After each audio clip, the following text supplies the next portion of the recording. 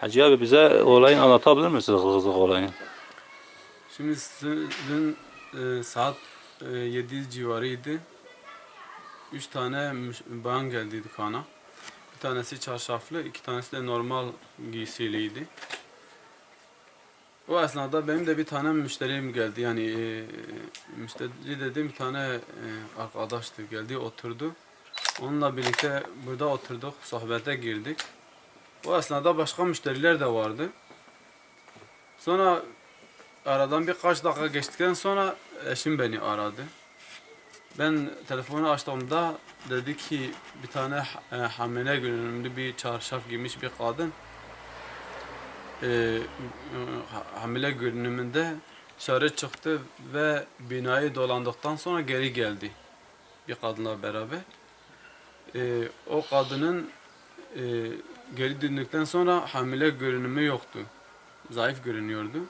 Sonra tekrar içeri girdi ve şu anda perde bölümünde perdelerle uğraştığını gördü balkondan seyrederken. Bizim evimiz de tam dükkanın karşısında olduğu için eşim bunu rahatlıkla görebiliyordu balkondan. Sonra öyle deyince ben kalktım, perde bölümüne yöneldim. Perde bölümüne yöneldiğimde baktım ki o çarşaf giymiş kadın çarşafın altına. Yani eşiniz fark etmeseydi? Ben fark etmezdim. Fark etmezdin. Aynı zamanda güvenlik kamera, 8 tane güvenlik kamerası var benim dükkanın içinde. Şimdi ben buraya yöneldiğimde geldim baktım çarşaflı kadın burada bir şeylerle uğraşıyor. Sonra ben ona direkt dedim sen eşya çalmışsın. Öyle deyince hemen suçluluk duygusuyla sağa sola şey yaptı. Ne yapacağını bilmez bir halde fark ettim ki çarşafın altına bu perdeyi koymuştu. Ve o hemen ben öyle deyince hemen geri döndü. Şuraya perdeyi bıraktı. Bıraktı ve tekrar bana döndü. Ben onunla konuşurken Kürtçe konuşuyordum. O da Kürtçe bilmiyormuş gibi bir hava veriyordu. Diğer arkadaşı da dedi Kürtçe bilmiyor. Dedi dul bir kadındır. 5 tane yetimi vardır. Dedi yani öyle bir suç yapmışsa da sen affet. Onu şikayet etme, bırak gitsin falan gibi sözler söyleyince ben hemen kapıyı kilitledim. Hatta dışarıya giden 3. arkadaşlarını ben gittim kolundan tuttum geri getirdim. Onu da dükkanın içine aldım. Sonra dükkan kapısını kilitledim, kepengi de indirdim. O esnada onlarla konuştuk. Yani dedim sen neyi çaldın? Birinci seferde neyi götürdün de geri geldin? Perdeyi mi götürdün dedim. Kendisi de yok kilim götürdüğünü söyledi. Hatta benim masamın üzerine 500 milyon para da bıraktı. Dedi götürdüğüm malın bedeli olsun bu. Yeter ki bizi bırak. Bizim düşmanlarımız var. Düşmanlarımıza karşı rezil olmayalım gibi sözler söyledi.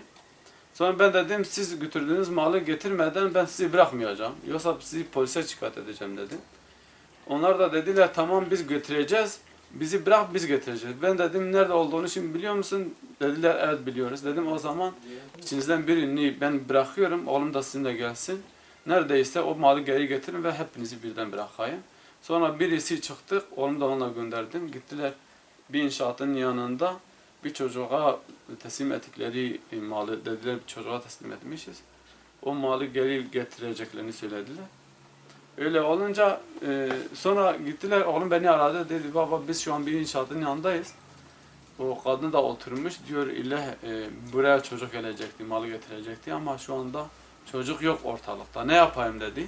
Ben dedim onun ifadeni onu konuştur ve ses kaydını al yani suçuyla ilgili.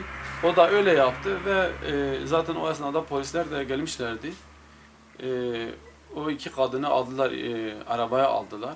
Ve polislerle beraber gittik o inşaatın olduğu yere. O diğer kadını da alıp karakola götürdüler.